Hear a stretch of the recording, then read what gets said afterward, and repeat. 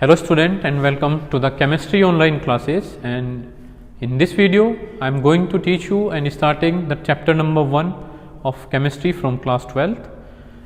The title of the chapter is the solid state. So let's start the chapter right away. That we have know that what is matter. So according to our previous definition, anything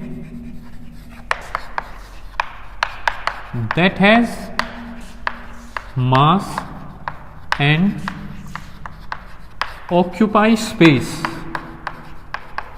is known as matter, and we come to know that there are three states of matter. The first one is solid, the second is liquid, the third one is gas. These two states, that is liquid and gases, you have already studied in class 11. Now in this chapter we will study about the solid here and what makes these states to exist in nature. So from one word we come to know that it is the intermolecular force.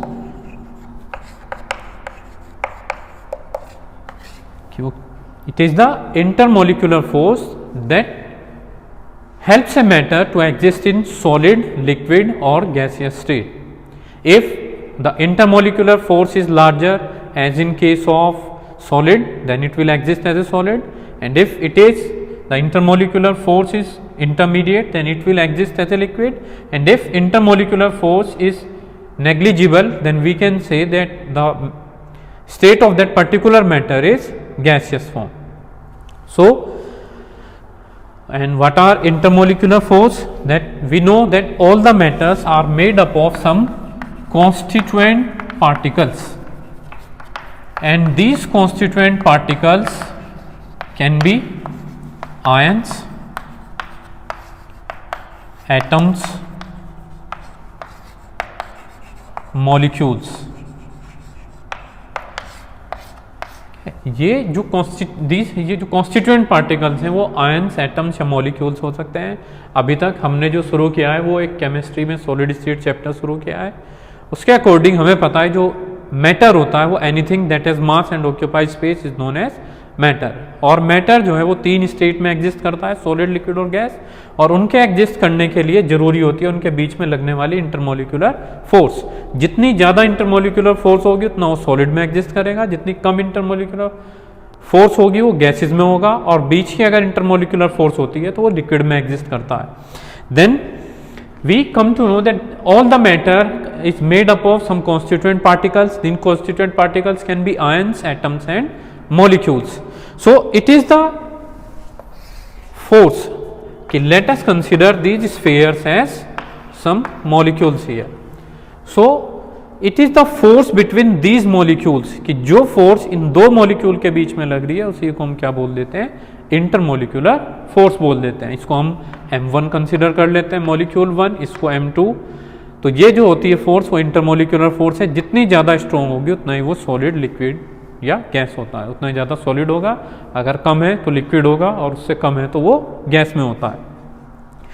तो चलिए हम शुरू कर देते हैं. हम जो chapter है हमारा सॉलिड स्टेट, तो हमें इसमें चैप्टर के अंदर सिर्फ और सिर्फ सॉलिड स्टेट के बारे में पढ़ना है.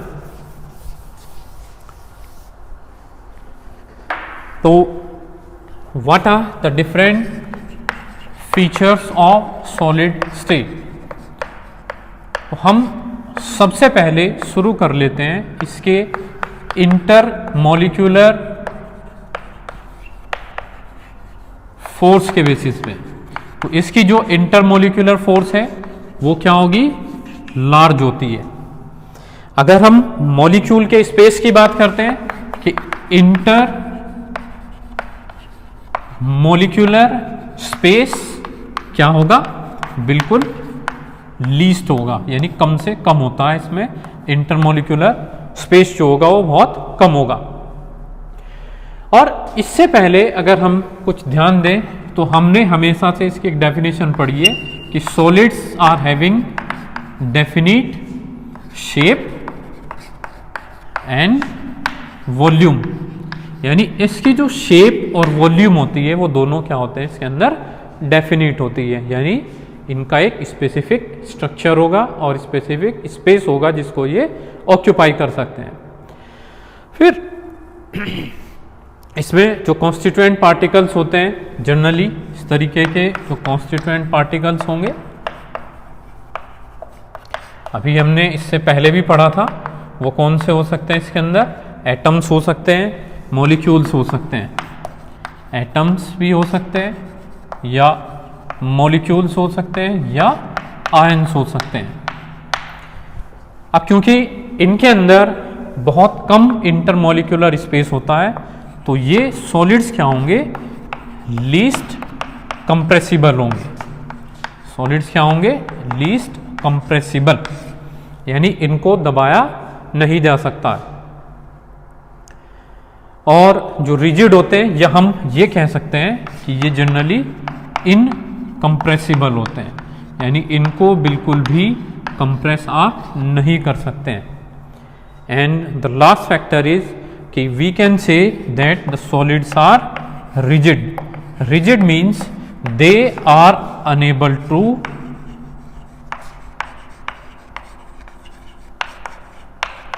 Change the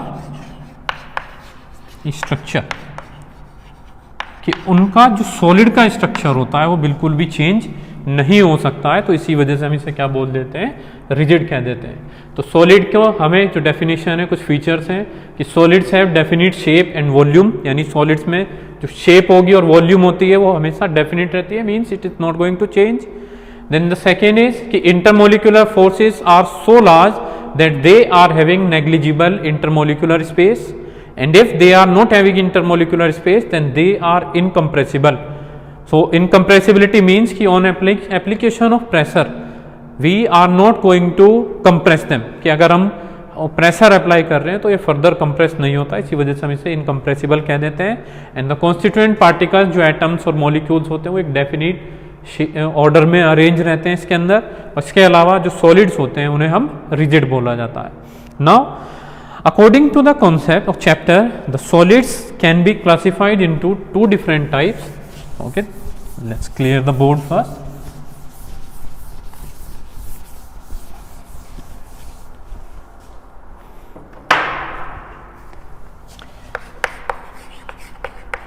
Then types of solids. So according to this chapter, or on the basis of order of arrangement of different constituent particles, the solids can be classified as crystalline solid, and second is amorphous solid। यानी इसमें क्या होते हैं कि जो atoms और molecules होते हैं वो एक डेफिनिट पैटर्न है उनका अरेंजमेंट का, इसको हम लॉन्ग रेंज ऑर्डर भी कहते हैं।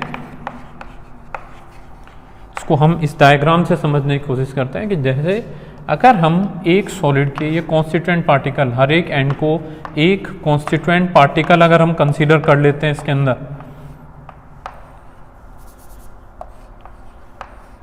तो इससे जो भी दूसरे कॉन्स्टिट्यूएंट पार्टिकल्स अगर अरेंज हैं तो काफ़ी दूर तक हमें सेम यही पैटर्न क्या होगा देखने को मिलता है।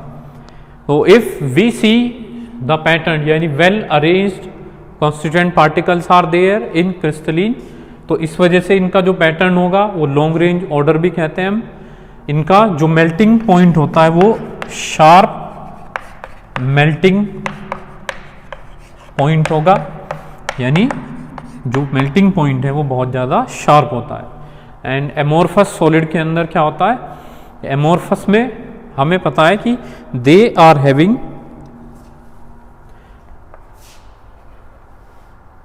ये जनरली क्या होंगे, सॉफ्ट होते हैं। These are having short range order, इनमें क्या होता है, शॉर्ट रेंज ऑर्डर होता है। इसका मतलब कि अगर हम इसके कॉन्स्टिट्यूएंट पार्टिकल देखते हैं तो वो हर एक जगह पे क्या होंगे, अलग अलग शेप में क्या होते हैं, अरेंज्ड मिलते हैं। ये हो जाता है हमारा एमोर्फस सॉलिड। तो दो टाइप के सॉलिड्स होते हैं, एक हमारे पास क्या होगा क्रिस्टलिन सॉलिड, और दूसरा क्या होता है इसके अंदर एमोर्फस सॉलिड्स होते हैं। इसमें जो एग्जाम्पल हम ले लेते हैं, मान लीजिए जो क्रिस्टलिन सॉलिड है उसका एग्जाम्पल हमारे पास क्वार्ट्ज हो सकता है, और जो एमोर्फस सॉलिड्स होते हैं यानी जिनकी स्पेसिफिक शेप नहीं होती है, हम उसमें ग्लास ले सकते हैं। जैसे इसका एग्जाम्पल एक कंसीडर कर लेते हैं हम क्वार्ट्ज, और इसका हम क्या कर लेते हैं इसके अंदर glass. So these are the two type of, they are not having any sharp melting point, or they are having the sharp melting point here.